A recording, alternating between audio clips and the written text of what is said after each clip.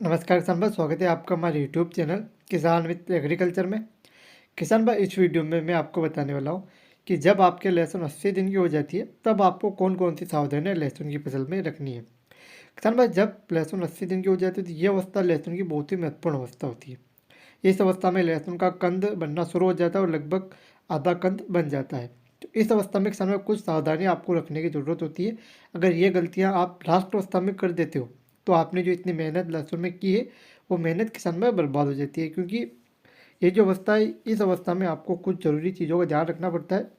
अगर आप ये चीज़ें ध्यान रख लेते हो तो आगे चलकर इसका आपको फ़ायदा ही मिलेगा, कोई नुकसान इससे नहीं होता है।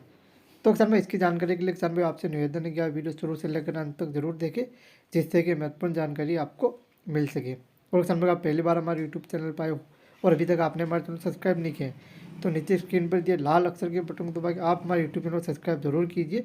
उसके बाद में घंटी वाला निशान है, इसको भी जरूर दबाएं, जिससे कि आपको खेती से संबंधित सभी वीडियो सबसे पहले हमारे यूट्यूब चैनल पर मिल जाएंगे। और किसान भाई, एक और निवेदन है कि ये वीडियो आप ज़्यादा से ज़्यादा किसान भाइयों तक शेयर कीजिए, जिससे कि उनको भी ये महत्वपूर्ण जानकारी मिल सके। तो समय जब आपके लहसुन 80 दिन की हो चुकी है तो उस कंडीशन पर सबसे पहली बात जो आपको ध्यान रखनी है वो चीज़ है यूरिया खाद का उपयोग। चल भाई, आप यूरिया खाद का उपयोग लहसुन में 80 दिन की अवस्था के बाद बिल्कुल भी ना करें, क्योंकि इस समय पौधा वृद्धावस्था में चला जाता है। तो इस समय अगर आप यूरिया खाद का उपयोग उसमें करोगे तो इससे आपको एक तो आपकी ग्रोथ बढ़ने लग जाएगी और आपकी कंद जो है किसान भाइयों वो कंद भी छोटा रह जाएगा, क्योंकि यूरिया खाद की आवश्यकता इस समय नहीं होती है।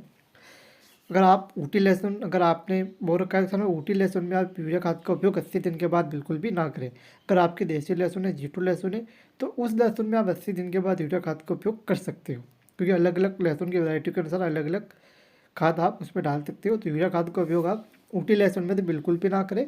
और अगर आपके जीटू लहसुन है, देसी लहसुन है, तो आप उस लहसुन में यूरिया खाद का उपयोग 80 दिन की अवस्था में कर सकते हो। ये महत्वपूर्ण बात आपको ध्यान में रखनी है। कई किसान ऊटी लहसुन में भी खाद डाल देती है 80 दिन बाद, तो ये गलती आपको बिल्कुल भी नहीं करनी है। अब दूसरी बात होती है कि किसान भाई क्या करते हैं कि लहसुन के कंदों को बड़ा करने के लिए पोटास खाद का उपयोग करते हैं। तो किसान भाई, लहसुन का कंद पोटास खाद से ही बड़ा होता है, लेकिन किसान भाई पोटास का भी प्रकार होता है। जैसे कि कई सारे किसान भाई क्या करते हैं कि एमओपी खाद का उपयोग लहसुन के कंद को बड़ा करने के लिए 80 दिन के बाद डालते हैं। तो किसान भाई, एमओपी जो होता है वो कई दिनों तक नहीं गलता है, इसको गलने में किसान भाई काफ़ी ज़्यादा दिन का समय लगता है। तो आप एमओपी का उपयोग बिल्कुल भी ना करें। अगर आपके किसान भाई कंद को बड़ा करना और आप पोटास का उपयोग कर रहे हो तो आप एनपीके 0:34 या एनपीके 0:050 इन दोनों में से किसी भी एक खाद का आप स्प्रे कर सकते हो किसान भाई। आप एमओपी म्यूरेटो पोटास का उपयोग बिल्कुल भी ना करें। एमओपी गलने में ज़्यादा समय लेता है और सीजन के बाद इसका इतना अच्छा रिजल्ट भी देखने को नहीं मिलता। एमओपी का प्रयोग आपको शुरुआत में करना है जब आप लहसुन की बुआई करते हो। तो किसान भाई, ये बात आपको ध्यान रखनी है।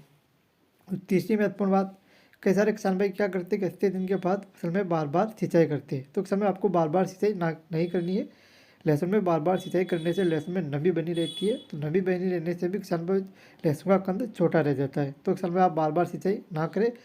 आप लहसुन में ताव आने दें, आपको लगे कि लहसुन को पानी की आवश्यकता है तभी आप उसमें सिंचाई करें। अगर आप बार बार सिंचाई करोगे तो लहसुन का जो पर्दा है किसान में वो ख़राब हो जाता है ज़्यादा नमी के कारण, क्योंकि लहसुन को ज़्यादा नमी की आवश्यकता भी नहीं होती है। तो आप बार बार सिंचाई ना करें। सब ये छोटी छोटी बातें अगर आप ध्यान रखते हो तो आपको आगे चल के इसका फायदा होता है, आपको इसका कोई नुकसान नहीं होता है। और अगर इन छोटी छोटी बातों को नज़रअंदाज किसान भाई कर देते हैं तो इससे क्या होता है, किसान भाई कई बार छोटी मोटी गलतियों से लहसुन की पैदावार भी कम हो जाती है। तो ये बातें आपको महत्वपूर्ण रूप से ध्यान रखनी है। तो धन्यवाद किसान भाई, मिलते हैं नए वीडियो में नई जानकारी के साथ। तब तक के लिए आप हमारे यूट्यूब चैनल सब्सक्राइब जरूर कीजिए।